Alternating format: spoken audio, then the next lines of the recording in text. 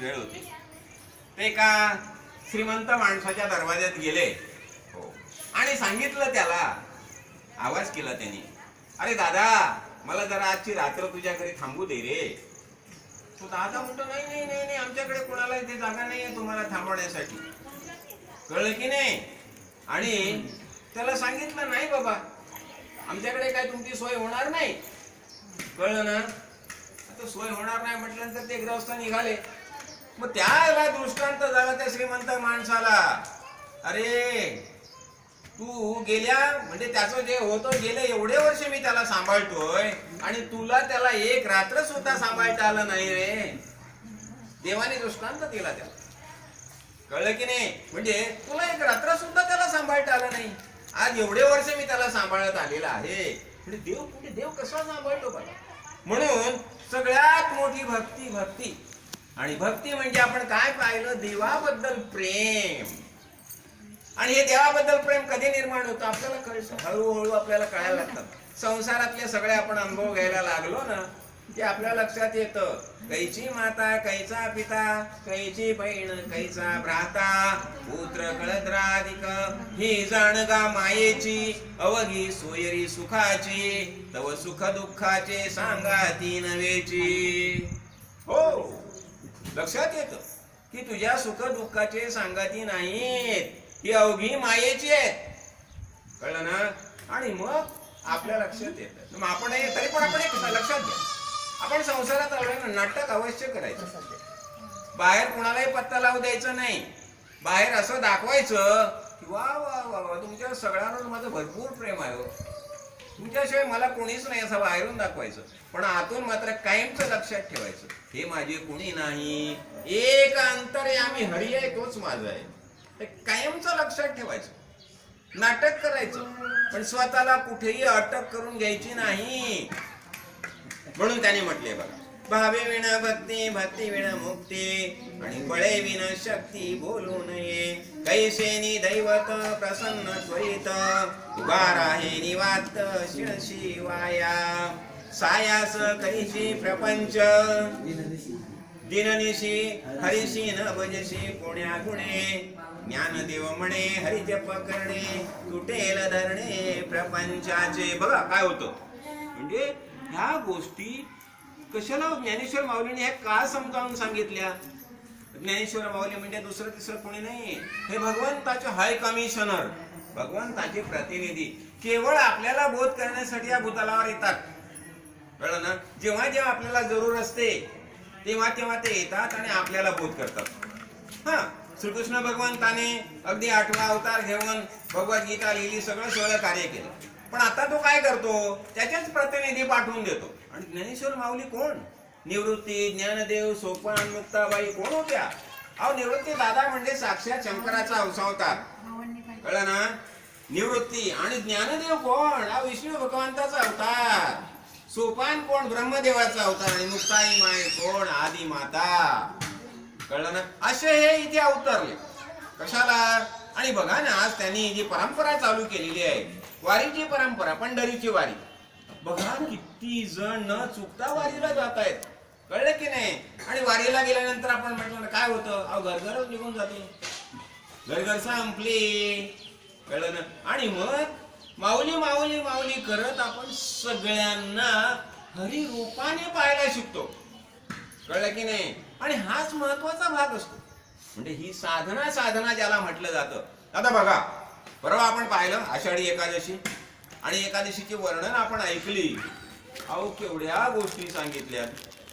असं करा म्हणजे तसं होईल, तसं करा म्हणजे तसं होईल, सोन्याचं हे बनवा म्हणजे तसं होणार, चांदीचं हे बनवा म्हणजे तसं होणार, एवढे उपवास करा तेवढे उपवास. कुणाच्या हे लक्षात राहणार आहे?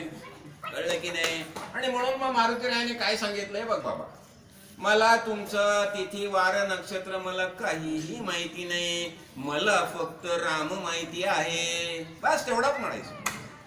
तेव्हा तुमचे उपवास तुम्ही करा, काय जे काय असेल तर आमचं काहीही म्हणणं नाही. तुमचे 33 कोटी देव असू द्या, कळलं, अनंत देव असू द्या, आमचा फक्त एकच देव आम्हाला माहिती आहे. आणि आम्ही एकाच देवाला ओळखतो आणि तो आमचा देव म्हणजे सद्गुरु भगवंत. कळलं ना? आम्ही कुठल्याही देवाला ओळखत नाही. आणि सद्गुरु भगवंताने काय सांगितलं? एकच देव. आणि तो कोण? कळलं की नाही? देव तोची गुरु आणि गुरु तोची देव, येथे तुझा भाव नाही नाही. काय म्हटलं? देव तोची गुरु, गुरु तोची देव, येथे तुझा भाव नाही नाही. कोण? आपण म्हटलं ना, गुरुर् ब्रह्मा गुरुर्विष्णू गुरुर्देव महेश्वरा, गुरु साक्षात परब्रह्म. काय कोण आहे? हो, ब्रह्मा विष्णू महेश. हे तीन देव आपण म्हणतो ना, त्रिदेव आदिदेव म्हणून आपण तिघांना मानतो. अहो, या तिघांचंच रूप म्हणजे सद्गुरु भगवंत. कळलं की नाही? मग असा सद्गुरु भगवंत आपल्याला प्रसन्न झाल्यानंतर अहो ब्रह्मा विष्णू महेश कुठे आहेत? आणि मी एक सांगितलं बघा, ब्रह्मा विष्णू महेश आपल्या आतच बसलेले आहेत. आपण ब्रह्मदेव म्हणून निर्मिती करतो. निर्मिती करणं ब्रह्मदेवाचा गुणधर्म की नाही? कळलं की नाही? विष्णू भगवान म्हणून आपण प्रतिपालन करतो आणि शिवशंकर म्हणून त्यांना शुद्ध ज्ञान देतो. बस झालं. ब्रह्मा विष्णू महेश तिने आपल्यामध्येच बसलेले आहेत. कळलं की नाही? मग आता त्याने काय म्हटलंय बघा, ज्ञानदेव म्हणे हरी जप करणे, तुटेल धरणे प्रपंचाचे. आता प्रपंच म्हणजे लक्षात घे, प्रपंच म्हणजे काय? प्रपंच. बरोबर आहे ना? म्हणजे 5 जणांच्या माध्यमातून आपण जो काय व्यवहार करतो तो. आता हे 5 कोण? शब्द, स्पर्श, रस, रूप आणि गंध. 5 ज्ञानेंद्रिय आहेत की नाही? ह्या 5 ज्ञानेंद्रियांच्या माध्यमातून जो आपला व्यवहार सगळा चाललेला असतो हाच प्रपंच. हा प्रपंच म्हणजे माया. पण आपला व्यवहार चाललेला आहे. शब्दाच्या माध्यमातून आपण बोलतो, अनेक गोष्टी करतो. कळले की नाही? शब्द, स्पर्श, रस, खाणं पिणं, सगळ्या ज्या गोष्टी, रूप जे काय पाहणं आहे ते. कळलं की नाही? म्हणजे ह्या सगळ्यांच्या 5च्या माध्यमातून आपला प्रपंच चाललेला असतो. खरं की नाही? म्हणून म्हटलंय, पण एकदा आपल्याला ज्ञानदृष्टी प्राप्त झाल्यानंतर आपण काय म्हणतो? म्हटलंय ना, ज्ञानेश्वर माऊलींनीच म्हटलंय बघा, की एक फार सुंदर ओवी आहे बघा. पाहे पा दूध पवित्र आणि गोड, पाशी त्वचेच्या पदराड, परिते अव्यरुण गोचिड शुद्ध सेवे. का कमलकंदा आणि दर्दुरा, नांदणूकच एके घरा, परी अव्यरुणी. काय होतं? कमलकंद आणि दर्दुर. बघा, पाहे आपण म्हणतो दूध पवित्र आणि गोड आहे की नाही? पण गाईच्या कासेच्या बाजूला गोचिड असतो बघा, तो फक्त अशुद्ध रक्त सेवन करतो, दुधाकडे तो जात नाही. कळलं की नाही? अहो बघा ना, चिखलामध्ये बेडूक असतो, कमलकंदा आणि दर्दुरा. दर्दुरा म्हणजे बेडूक. नांदवणूक एकाच घरात राहतात. कळलं ना? पण पराग सेवी जे कमहिनी भ्रमरी, भ्रमर कुठून तरी येतो आणि त्यातला बरोबर पराग वेचून घेतो. कळलं ना? आणि हा बेडूक चिखलातच राहतो करत. कळलं ना? आणि का निर्दैवाचे परिवरी, लोह्या रुतल्या हाती सहस्रवरी, परोनी वर बसून करंटा उपवास करी. अहो दरिद्री आहे. कळलं ना? निर्दैवी म्हटलंय त्याला, म्हणजे दैववान नशीबवान नाहीये. अहो खाली जमिनीमध्ये एवढ्या मोहरा आहेत. कळलं ना? पण त्या जमिनीच्या वरती तो बसलाय, उपवास करतोय, पण त्याला माहिती नाही या जमिनीमध्ये मोहरा आहेत, त्या सुवर्णाच्या मोहरा आहेत. कळलं ना? तसं तैसा हृदया माझी मी रामू, असता सर्व सुखाशी आरामू, का भ्रांताशी कामू विषयावरी. ज्ञानेश्वर माऊली म्हणते, तैसा हृदया माझी मी रामू, सगळ्यांच्या हृदयात राम म्हणून मीच बसलोय. आणि कसा आहे हा राम? कसा आहे? असता सर्व सुखाशी आरामू, म्हणजे सगळ्या प्रकारची सुख. एकदा आपण हृदयस्थ रामाला पाहायला सुटलो ना की मस्त आनंदी आनंदाकडे. कळलं की नाही? असता सर्व सुखाशी आरामू. अहो सगळी सुख तिथेच आहेत, पण का भ्रांताशी कामू विषयावरी, हा भ्रमलेला जो आहे. कळलं ना? म्हणजे बुद्धिभ्रंश झालेला, त्याचं लक्ष कुठे जातं? विषयावर. म्हणजे आता आपण पाहिलं ना प्रपंच, 5 गोष्टी, त्या 5 गोष्टींमध्येच तो लक्ष घालतो. कळलं ना? त्या 5 गोष्टींकडेच त्याचं लक्ष आहे.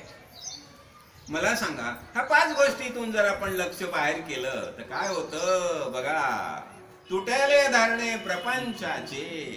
जर आपण या विषयांमधून स्वतः निवृत्त झालो, म्हणून काय म्हटलं जातं, जो जो विषयांची निवृत्ती, तो निज सुखाची प्राप्ती, पूर्ण बाणल्या विरक्ती, साधक होती माद्रूप. एकदा आपण या विषयांमधून मनाला बाहेर काढायला लागलो ना, निवृत्त व्हायला लागलो ना, जो विषयांची निवृत्ती, आपल्याला अंतरातून सुख प्राप्त व्हायला लागतो, तो निज सुखाची प्राप्ती आणि पूर्ण बाणल्या विरक्ती. आपण पूर्ण विरक्त झालो तर काय, भगवंत म्हणतो साधक होती मद्रूप. माझ्याच रूपाला तुम्ही प्राप्त होता. तुम्ही जर या सगळ्या संसारातून तुमचं मन काढून घेतलं आणि मला लावलं, माझ्या चरणाजवळ लावलं तुम्ही, कळलं ना, हृदयस्थ मला तुम्ही पाहिलं, झालं की तुमच्या सगळा भ्रम सगळा नाहीसा होतो. म्हणून त्यांनी म्हटले, ज्ञानदेव म्हणे हरी जप करणे, तुटेल धरणे प्रपंचाचे, योग याग विधी येणे नोहे सिद्धी, वायाची उपाधी दंभ धर्म. बघा किती सुंदर म्हटले बघा. योग याग विधी येणे नोहे सिद्धी, वायाची उपाधी दंभ धर्म. परवा आपण ऐकली ना एकादशीची सगळी, काय काय करायचं ते. अहो हेच याग सांगितलं ना परवा. पूजा अर्चा म्हणजे काय, हेच सांगितलं. तुम्ही असं करा, तसं करा, हे करा, ते करा, सोन्याचं हे बनवा, सोन्याचं ते बनवा, सोन्याची गाय बनवा आणि त्याला अर्पण करा. नारायण नारायण नारायण. कळलं की नाही? म्हणजे ह्या सगळ्या गोष्टी तुम्ही करत राहा. म्हणजे हे काय झालं, हे झाले योग. हे बघा बाबा, आम्हाला योग काय कळत नाहीत. योग याग विधी आम्हाला काही नाही. आम्हाला फक्त एक सद्गुरु भगवंत माहितीये. गणी गण गणात बोते, काय त्यांनी सांगितलं, गणी गण गणात बोते, तेवढा एकच आम्हाला माहितीये, बाकी आम्हाला काहीही माहिती नाही. म्हणजे मजा सांगतो मी तुम्हाला.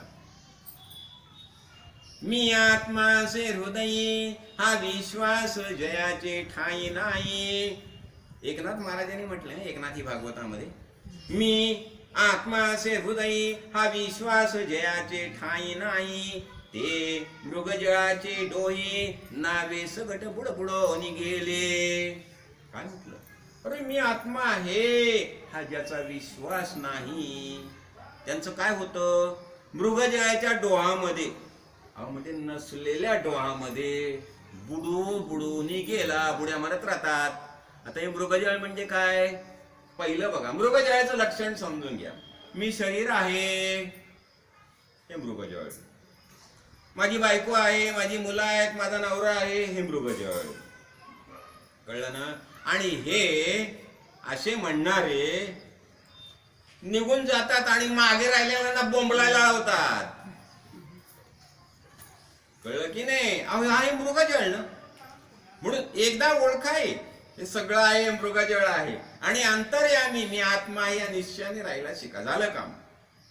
कळलं की नाही? म्हणून त्यांनी म्हटले बघा, योग याग विधी येणे नोये सिद्धी, वायाची उपाधी. उपाधी म्हणजे उगाच आपल्याला अभिमान. मी ना 21 काहीतरी बुधवार केले, मी ना 16 सोमवार केले, मी ना एवढ्या ह्याला वाऱ्या केल्या. अच्छा, हे काय झालं? हे वायाचं उपाधी, दंभ धर्म, हा उगाच अभिमान होतो. मग दादा, मग तुम्ही नामस्मरण, अहो काय झालं नामस्मरण म्हणजे, अजून तसे काही गुरु सापडले नाहीत ना आम्हाला.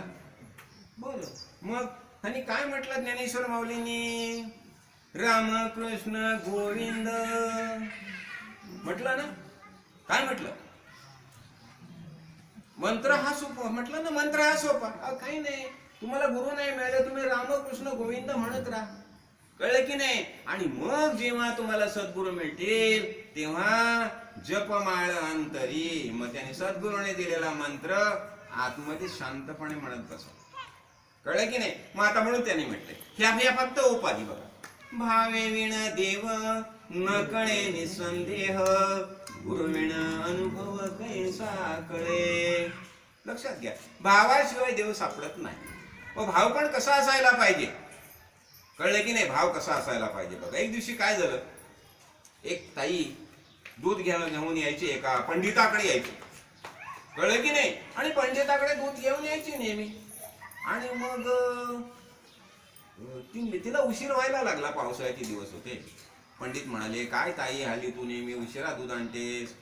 म्हटलं महाराज काय करणार काका, ते आपला होडीवाळा मिळत नाही ना, नदी ओलांडून यायचं असतं मला.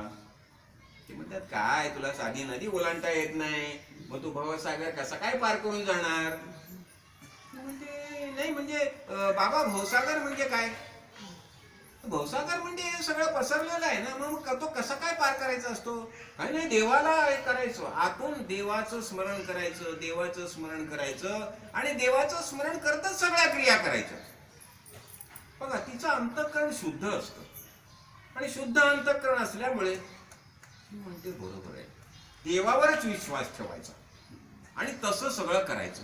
अहो, दुसऱ्या दिवशी पासून ती वेळेवर दूध घेऊन यायला लागते. मग आपले पंडित बाबा म्हणतात, आता कशी तू वेळेवर येतेस? बाबा, त्या दिवशी तुम्ही मला सांगितलं ना, मी तेच करते. मी देवावर विश्वास ठेवते, तुम्ही सांगितलं ना, पक्का देवावर विश्वास ठेव. आणि शिरत्या नदीत येते ओलांडून. हमतो म्हणजे काय करतेस? चला दाखवते. आता हिचं शुद्ध अंतःकरण असतं, शुद्ध भाव असतो. ती प्राणेश्वराला प्रार्थना करते आणि नदीत शिरते, जाते ओलांडून पलीकडे. बघा, भाव भाव भाव काय भाव मोठा असतो बघा. आणि मी सांगते, या बाबा तुम्ही या. बाबा येतात, बाबा धोतर वर करायला लागतात, पाणी वाढायला लागलं. बाबा धोतर काय वर करतात? देवाचं नाव घ्या ना. आता काय बाबांच्या लक्षात आलं, आपण नुसतं झालाशी पंडित, सांगशी पुराण, आपण कोण हे नेणशी तू, अशी फजिती होते. म्हणून काय म्हटलं त्यांनी? भाव पाहिजे, भाव. भावे विण देव न कळे निसंदेह. मी आणखी एक गोष्ट सांगितली होती बघा. दोन भाऊ असतात, कळलं की नाही? मोठा भाऊ असतो ना, तो जातो तपश्चर्याला जातो आणि 12 वर्ष तपश्चर्या करतो आणि त्याला सिद्धी प्राप्त होते. अहो काय, तुम्ही देवाकडे जे मागाल ते मिळेल ना. काय मागावं हे आपल्याला ह्याची अक्कल पाहिजे ना. कळलं की नाही? मग त्याला सिद्धी प्राप्त झाली, पाण्यावरून चालू शकतो तो. मग तो आला घरी. मग छोटा भाऊ हा संत संघात येणारा होता, गुरु मार्गातला होता. कळलं ना? मग छोट्या भावाने विचारलं, दादा तू काय केलंस 12 वर्षात? काही नाही, मी पाण्यावरून चालू शकतो. मग झालं, ह्याने दाखवलं पाण्यावरून चालून. छोटा भाऊ म्हणतो, दादा तू 12 वर्ष वाया घालवलीस. म्हणे कसं काय? मी काय करतो माहितीये, पलीकडे जायचं आहे ना, त्या होडीवाल्याला 1 रुपया देतो. म्हणजे 1 रुपयाचं काम करायला तू 12 वर्ष घालवलीस. होडीवाल्याला 1 रुपया देतो आणि होडीवाला मला पलीकडे घेऊन जातो का? अरे, आकाशातून पक्ष्याने उडणं ही नियती आहे, माशाने पाण्यात पोहणं ही नियती आहे, माणसाने जमिनीवरून चालणं ही नियती आहे. नियतीच्या विरुद्ध तुम्हाला काय कशाला पाहिजे सिद्धी? कळलं की नाही? आणि या सिद्धी म्हणजे कोण आहेत? सिद्धी म्हणजे तुमच्या मार्गातले अडथळे आहेत. कशासाठी सिद्धी पाहिजे? अहो, त्या देवाला प्राप्त करा ना. म्हणून त्यांनी सांगितलं की 1 रुपयाच्या कामासाठी तू 12 वर्ष वाया घालवलीस.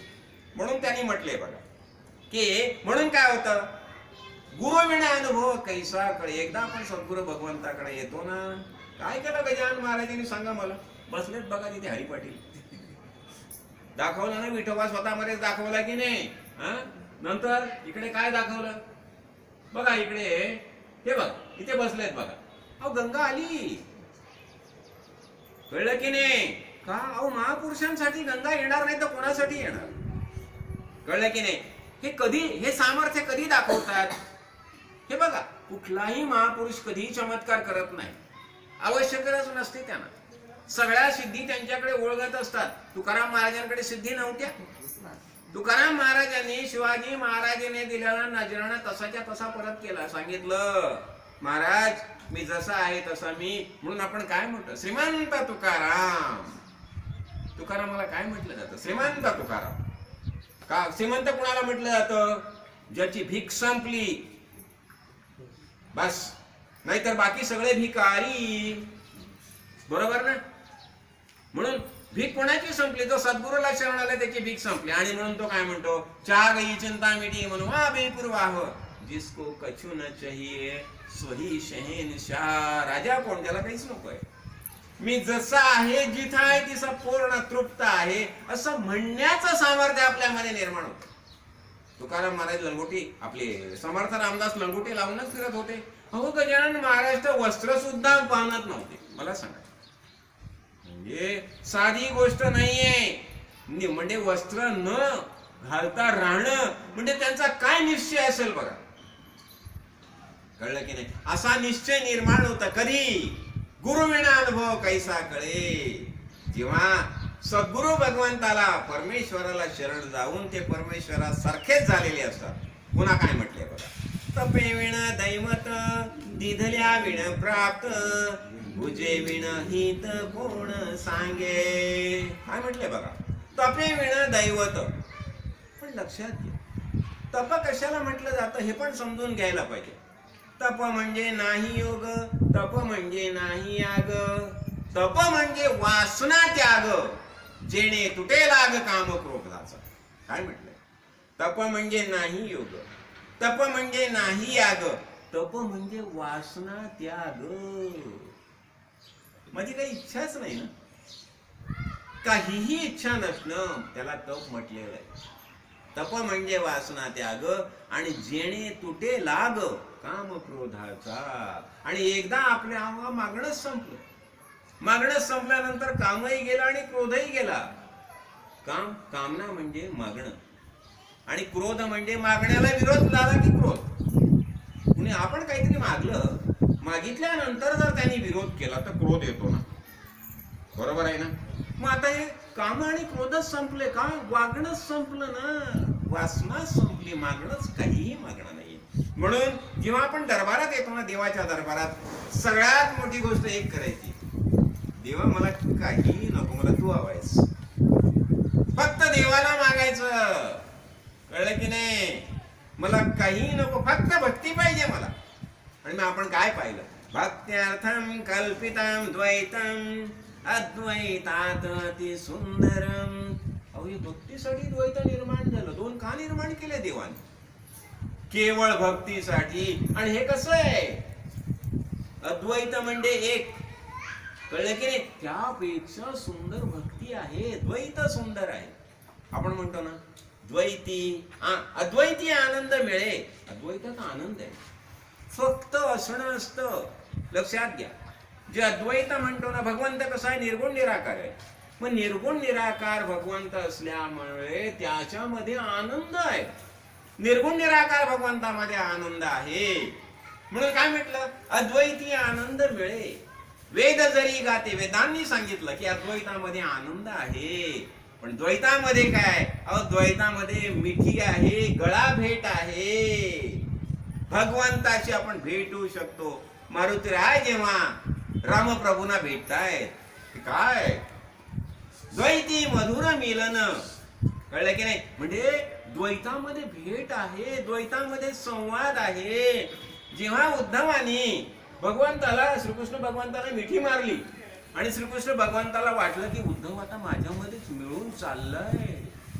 भगवंत त्याला जागा करतो, अरे उद्धवा काय करतोस तू. म्हणजे उद्धव देह सोडण्याच्या स्थितीत आलेला आहे. मला तू उद्धव निराळा पाहिजेस. मला बोलायचं झालं तर मी कोणाशी बोलायचं.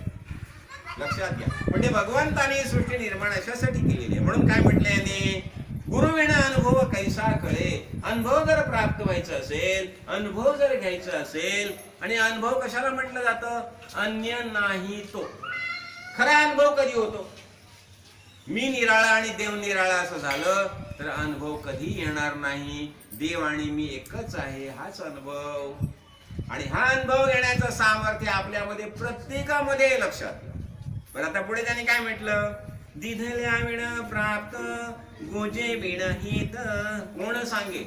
अहो आपण जेव्हा एखाद्याला गुह्य गोष्टी सांगतो, कळलं की नाही, हिताच्या गोष्टी सांगतो, कधी सांगतो? जेव्हा त्याच्यावर आपलं प्रेम असेल तेव्हा ना. अर्जुनाला श्रीकृष्ण भगवंताने जी भगवद्गीता सांगितली, कधी सांगितली? अर्जुनाची परमभक्ती होती, परम प्रेम होतं, आणि त्या परम प्रेमापोटी आणि परमभक्ती पोटी भगवंताने अर्जुनाला भगवद्गीता सांगितली. आणि म्हणून म्हटलंय इदं ते ज्ञानमाख्यातं गुह्यात गुह्यतरं मया. अतिशय परम गुह्य असं मी तुला ज्ञान दिलेलं आहे, कळलं की नाही. म्हणजे असं हे गुह्य ज्ञान केव्हा दिलं?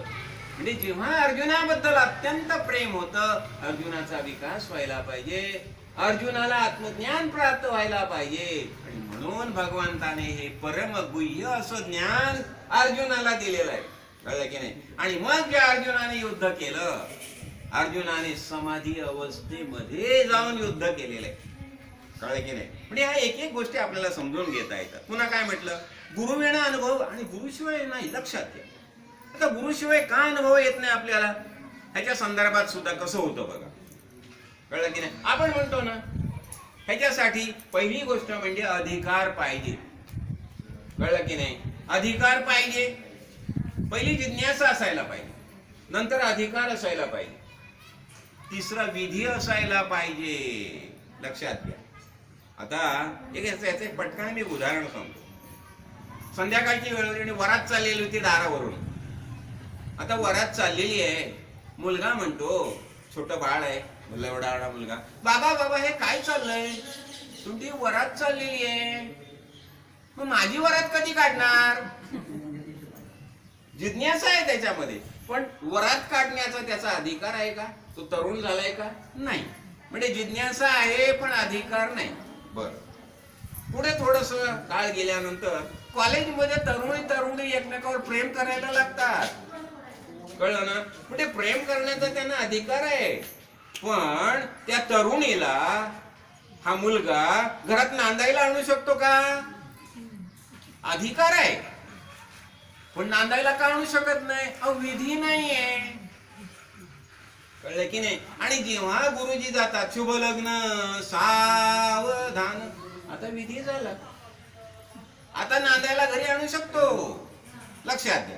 म्हणजे पहिली जिज्ञासा असायला पाहिजे. अध्यात्मामध्ये पण ज्ञान प्राप्त करण्याची जिज्ञासा असायला पाहिजे, त्यानंतर अधिकार असायला पाहिजे, कळलं ना. आणि हा अधिकार कुणाला आहे? फक्त नरदेहाला अधिकार आहे, मनुष्य योनीला अधिकार आहे, कळलं की नाही. पण विधी असायला पाहिजे. विधी म्हणजे काय? सद्गुरूकडे जाऊन आपण अनुग्रह घ्यायला पाहिजे. सद्गुरू भगवंत आपल्याला आधी बीजाचं बीजारोपण करतात, कळलं की नाही. नाममंत्र देतात, आणि म्हणून नाममंत्र घेणं हे अतिशय महत्वाचं आहे. म्हणून त्यांनी म्हटले गुरुविणा अनुभव कैसा कळे. ज्ञानेश्वर माऊलींनी निवृत्ती दादांकडून अनुग्रह घेतला होता, निवृत्ती दादांनी गहिनीनाथांकडून अनुग्रह घेतला होता, खरं की नाही. म्हणजे अशा पद्धतीने निवृत्ती दादाने ज्ञानदेव, सोपान, मुक्ताय सगळ्यांना अनुग्रहित केलेला आहे, नाममंत्र दिलेला आहे. म्हणून त्यांनी म्हटले गुरुविणा अनुभव कैसा कळे. आणि तपे विण दैवत, आपण पाहिलं आता तप म्हणजे काय? तप म्हणजे वासना त्याग, कळलं की नाही. आणि गुजे विण ही तर कोण सांग, अहो जी अत्यंत गुप्त गोष्ट आहे, हितकारी गोष्ट आहे, ही कोण सांगतो? जेव्हा आपल्याला एखाद्याबद्दल प्रेम निर्माण होतं, कळलं की नाही, भक्ताबद्दल जेव्हा प्रेम निर्माण होतं, तेव्हाच भगवंताचा कोणी ना कोणी प्रतिनिधी आपल्यापर्यंत येतो आणि आपल्याला नाममंत्र देतो. बरं, पुढे त्याने काय म्हटलं? ज्ञानदेव सांगे दृष्टांताची मात, साधूचे संगती तरुणोपाय. काय सांगितलं? अहो संत संघामध्ये साधूच्या संगतीत जागा, कळलं ना. आणि साधू कोणाला म्हटलं? साधू पण समजून घ्यायला पाहिजे ना. सम्यक धुनोती इथे साधू, लक्षात घ्या. सम्यक धुनोती म्हणजे हा सगळा संपूर्ण विश्वाचं सार जो आहे, जो ग्रहण करतो, त्याला साधू म्हटलेला आहे, इतरांना साधू म्हटलेलं नाही, कळलं की नाही.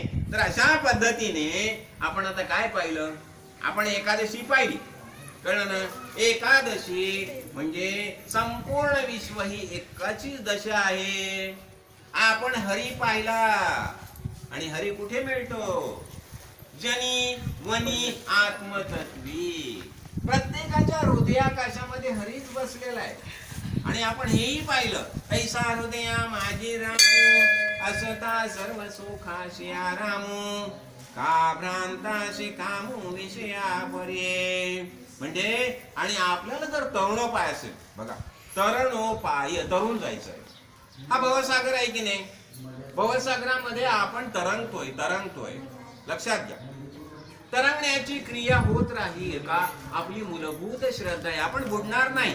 का बुडणार नाही? आपले कुलस्वामी आहेत, कुलदैवत आहेत, आणि आपण प्रत्येक जण अंतःकरणाच्या श्रद्धेने जीवन जगतोय. म्हणजे आपण बुडणार नाही, तरंगत राहणार. कळलं ना? भवसागरात तरंग. पण फक्त तरंगत राहणं एवढाच आपला हेतू आहे का? की आपल्याला भवसागर पार करायचं आहे, पार करून जायचं आहे ना? नुसतं तरंगत राहायचं नाहीये. आपण तरंगत राहू का? आपली मूलभूत श्रद्धा आहे. पण मग तरंगत राहून जर पलीकडे जर जायचं असेल, भवसागर तरून जायचं असेल, तर आपल्याला सद्गुरूला शरण जायला पाहिजे. मग सद्गुरू भगवंत काय करतो? तो दोर टाकतो आपल्याकडे. हा बेटा, आता या दोराला धर, मी तुला घेतो. कळले की नाही? ह्याच्या संदर्भात मी एक गोष्ट सांगितली होती बघा. कळले की नाही? अजून थोडासा वेळ आहे, पटकन सांगतो मी. काय झालं, संध्याकाळची वेळ असते आणि एक वाट सुरू चाललेला असतो. पाय घसरून विहिरीत पडतो. विहिरीत पडल्यानंतर तो असं धरतो, त्याचा एक दोर हाताला सापडतो. कळलं? रात्रीची वेळ, आता ओरडणार काय? ओरडून उपयोग पण नाही. रात्रभर तो त्या दोराला धरून राहतो. कळलं की नाही? आणि सकाळ झाल्यानंतर ओरडायला सुरुवात करतो. बाजूने एक काका जात असतात. ते काका, अरे बापरे, विहिरीत पडले, दोर टाकतात आणि सांगतात, अरे बाबा, आता या दोराला धर, मी तुला खेचून घेतो. हा म्हणतो, काका तुम्ही दोर टांगलाय, पण मी रात्रभर त्या मुळाला धरून थांबलोय, मूळ कसं सोडू? अरे बेटा, तू मूळ सोडलंस तरच मी तुला वर घेणार खेचून. म्हणजे तू मूळ सोडायला पाहिजे, बरोबर ना? तुला मी वर खेचतोय आता, म्हणजे ते रात्रभर. हा ठीक आहे, तू त्या मुळाला रात्रभर तुला वाचवलं. म्हणजे आपल्या ह्या मूलभूत श्रद्धा ज्या आहेत ना, कुलपरंपरा ज्या आहेत ना, या श्रद्धा म्हणजे मूळ. लक्षात घ्या, या श्रद्धांच्या जोरावर आपण तरंगत राहिलोय. पण आता आपल्याला या भवसागरातून पलीकडे जायचं आहे. मग सद्गुरू भगवंताने जो दोर दिलेला आहे त्याला धरून आपण यायला पाहिजे ना. बस एवढंच लक्षात घे. त्या सद्गुरू माऊलीच्या कृपेने आपण या संत संघात सतत येऊया, आणि सद्गुरू माऊलीने आपल्यासाठी जे ज्ञानाचं गबाळ ठेवलेलं आहे त्याच्यावर मुलं म्हणून अधिकार सांगूया. सद्गुरू माऊलीच्या कृपेने आपल्याला सगळ्यांना हे सामर्थ्य प्राप्त व्हावं, हे श्रीचरणी प्रार्थना. आपण म्हणतो की देवा तू पण आता झोप. पण देवाला जेव्हा आपण झोपायला सांगतो, देवशयनी एकादशी, तेव्हा मुलगा काय सांगतो बाबाला? बाबा ठीक आहे, तू आजपर्यंत भरपूर कार्य केलेलं आहेस, कळलं ना? आता तू आराम कर, आता तुझं पुढलं कार्य मी करेन. तसं आपण देवाला सांगायला पाहिजे, देवा तुझं कार्य जे आहे ना, तू आता आजपर्यंत आम्हाला एवढं शिकवलेलं आहे, इतकं ज्ञान दिलेलं आहेस आम्हाला, आमच्यासाठी वेदांची निर्मिती केलीस, अनेक अवतार घेतलेस आणि अनेक अवतार घेऊन तू लीला केलीस. आणि या भगवंताच्या सगळ्या अवतारामध्ये लीला म्हणजे काय? हो, सामाजिक नाटकं आहे ती. कळलं की नाही? म्हणजे भगवंताने स्वतः आचरण करून दाखवून दिलं की आता तुम्ही कसं वागायला पाहिजे. कळलं की नाही? आपण नुसतं हरी हरी हरी म्हणतो, पण हरीने काय केलं तसं आपण वागतो का?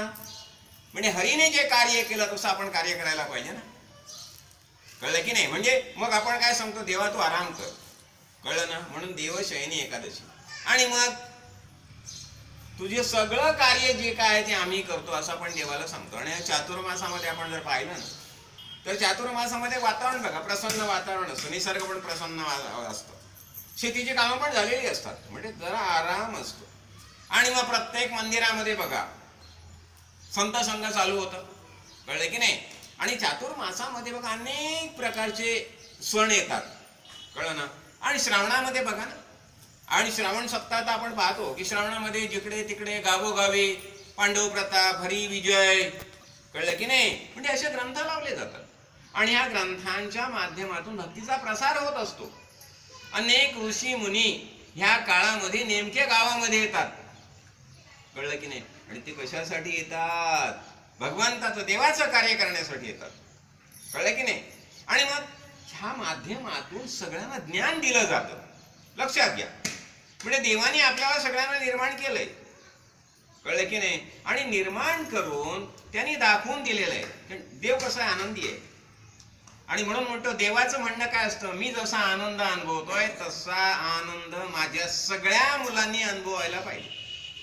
आणि हा आनंद आपण कधी अनुभवू शकतो, जेव्हा आपल्याला शुद्ध ज्ञान प्राप्त होतं. आपल्याला कळतं मी कोण आहे, हे सगळं जग पसरलेलं आहे ते कोण आहे. आणि ज्याला देव म्हणतो, हरी हरी हरी म्हणतो, हरिमुखे म्हणा हरिमुखे म्हणा, पुण्याची गणना कोण करी. रामकृष्ण हरी, कळलं की नाही? रामकृष्ण हरी. आपण म्हणतो जय जय रामकृष्ण हरी, जय जय रामकृष्ण हरी, रामकृष्ण हरी, जय जय रामकृष्ण हरी, जय जय रामकृष्ण हरी, रामकृष्ण हरी. आता आपल्याला राम कळला, रामाचे आई बाबा कळले, कळले की नाही? कृष्ण कळला, कृष्णाचे आई बाबा कळले, कृष्णाचा जन्म कधी झाला, कुठे झाला, हे सगळं माहिती आपल्याला आहे. मग मला सांगा, आता हरीचा जन्म कधी झाला, कुठे झाला, कळलं पाहिजे ना आपल्याला. हरिमुखे म्हणा हरिमुखे म्हणा म्हणतोय आपण, कळलं की नाही? पण त्या हरीचा जन्म कळला पाहिजे, हरी कोण कळला पाहिजे. मग आपण काय पाहिलं, या जर हरीला शोधायचं असेल तर मग माऊली काय म्हणते, एक तत्व नाम दृढ धरी म्हणा, हरीशी करुणा येईल तुझी, ते नाम सोपे रे रामकृष्ण गोविंद. कळलं की नाही? मग हा हरी जो आहे हा कुठे आहे, जनी वनी आत्मतत्वी. सगळ्या जनामध्ये लोकांमध्ये हरीच पसरलेला आहे ना. हरी कुठल्या, प्रत्येकाच्या हृदयात हरी बसलेला आहे. मग हरीला कुठे शोधायचं, अंतर्मुख होऊन. मग आपण म्हणतो आम्ही वारीला जातो. वारी वारी म्हणजे काय, वारी वारी जन्म मरणात ते वारी. अशी वारी करा की जन्मही नाही आणि मरणही नाही, येतो जातो दरिया देही, जन्म मरण नाही आम्हा जन्म मरण, असं म्हणण्याचं सामर्थ्य निर्माण झालं पाहिजे. अशी वारी करा, कळलं की नाही? पंढरीची वारी करायची. पंढरी कुठली, अरे देह, देह ही पंढरी, कळलं की नाही? अशी वारी करायची. आणि वारी करताना आपण काय म्हणतो, अलक्ष्यास लावून लक्ष, अलक्ष्य लक्षी अंतरी, तोच वार खरी पंढरीचा. अहो जे अलक्ष्य आहे, ज्या दोन डोळ्यांनी दिसत नाही, अशाला जेव्हा आपण अंतर्मुख होऊन पाहायला शिकतो, त्या अलक्ष्याला आपण जेव्हा नजर लागतो, अलक्ष्यास लावून लक्ष, अलक्ष्य लक्षी अंतरी, आपल्या हृदयात ते अलक्ष्य आहे. हरी आपल्या हृदयातच बसलेला आहे, कळलं की नाही? त्या हृदयस्थ हरीला शोधा. आणि हरीला शोधायचं असेल तर कुठे जायला पाहिजे, संत संग, कळलं ना? मग त्यांनी म्हटलंय ना, त्रिवेणी संगमी नाना तीर्थे भ्रमी, चित्त नाही नामी तरी ते व्यर्थ, चित्त नाही नामी तरी ते व्यर्थ. कुठे म्हटलंय त्याने, नावामध्ये चित्त लावा, कळलं की नाही? मग असं नामस्मरण आपण सुरू करतो. मग आपण आषाढी एकादशी पाहिली म्हणजे देवशयनी एकादशी. पुन्हा बघा, एकादशी म्हणजे काय हो, एकादशी आपण करतो, साजरी करतो एकादशी, पण एकादशी म्हणजे काय आपल्याला माहिती आहे ना. दशा म्हणजे अवस्था, बरोबर आहे? दशा म्हणजे अवस्था, दशा म्हणजे स्थिती, कळलं बरोबर ना? दशा म्हणजे अवस्था, दशा म्हणजे स्थिती. मग एकाची स्थिती आहे सगळी. एकादशी म्हणजे काय, संपूर्ण विश्व ही एकाचीच अवस्था आहे, बरोबर ना? मग हा एक कुठे आहे, आपल्या आतच बसलेला आहे, कळलं ना? ही एकादशी, खरी एकादशी कुठली, त्या एकाला जाणणं, एकाला ओळखणं, ही एकादशी. आणि जेव्हा आपण त्या एकाला ओळखतो, कळलं की नाही, मग आपल्या काय लक्षात येतं, अरे काही नाही, हे सगळं संपूर्ण विश्व पसरलेलं आहे, ही एकाचीच दशा आहे, एकाचीच अवस्था आहे, कळलं की नाही? हरी हा आपणची जगत झाला. आपण म्हणतो सोने बनले लेणे न सोनी लेशवणे. ज्ञानेश्वर माऊलीनेच म्हटलंय ना. अहो आपण अनेक जण ज्ञानेश्वरीची पारायणा करतो. अहो कुठे चाललात, अहो ज्ञानेश्वरीचं पारायण आहे ना, तिकडे चाललोय, कळलं की नाही? मग ज्ञानोबा माऊलींनी काय सांगितलं, ज्ञानेश्वरी म्हणजे भगवद्गीता की नाही? मग भगवद्गीतेचं मराठीमध्ये जे विवरण केलं ज्ञानेश्वर माऊलीने, ज्ञानोबा माऊलीने, ती ज्ञानेश्वरी. मग त्यांनी काय म्हटलं? बीजची झाले तरू, सुवर्णाची झाले अलंकारू, तैसा मज एकाचा विस्तारू, ते हे जग. संपूर्ण जग म्हणजे काय? माझा एकट्याचाच विस्तार आहे. ह्या संपूर्ण जगाच्या रूपाने हरीच नटलेला आहे. कळलं की नाही? मग त्या हरीला ओळखायचं असेल तर आपल्याला काय करायला पाहिजे? काही नको, काही करायचं नाही. करू नका काही, संत संग धरा. लक्षात घ्या, काही करायची जरुरी नाही. फक्त संत संघात येऊन बसायचं की काम झालं. लक्षात घ्या. आणि साधं सोपं सांगितलंय. आणि आपल्या मदभाग्याने, आपल्या त्या आईने ही सगळी व्यवस्था करून ठेवलेली आहे. पण आपलं लक्षच जात नाही तिकडे. आपण काय म्हणतो? अहो संत संघ म्हणून म्हटलंय ना, संत संघ चुकवायचा नाही काही झालं तरी. महाभारतात म्हटले, स्वाध्यायान मा प्रमदा, संत संघ चुकवू नका.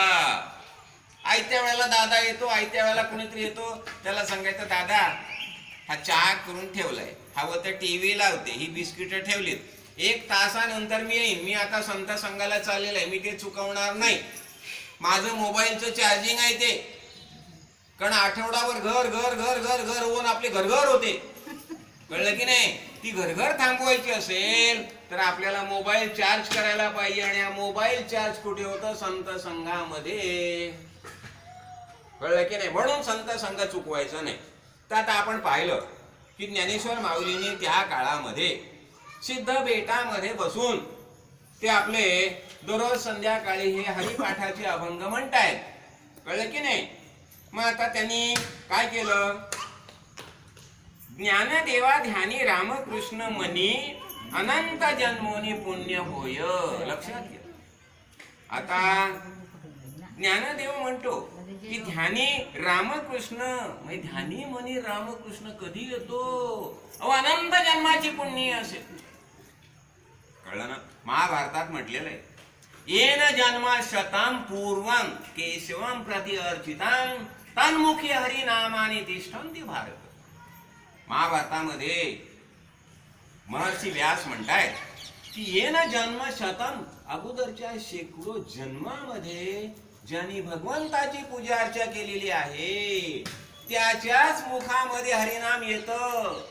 कळलं की नाही? एरवी मुखामध्ये हरिनाम येणं सोपं नाही. बघा पाचोऱ्यात एवढी माणसं जिकडे तिकडे पडली, संत संघात किती येतात. आणि हे येतात, ही भाग्यवान आहेत म्हणून इथे येतात. लक्षात घ्या. ह्यांची पूर्व पुण्याई आहे म्हणून येतात. आणि पूर्व पुण्याई शिवाय संत संघात येता येणं शक्य नाही. आता पुढे माऊली काय म्हणते बघा. भावे विण भक्ती, भक्ती विण मुक्ती, बळे विण शक्ती बोलू नये. भाव कसं? भाव पाहिजे. कळलं ना? आता हा देव कसा तयार करतो? हा आपणच तयार करतो. कसा? भावाने तयार करतो.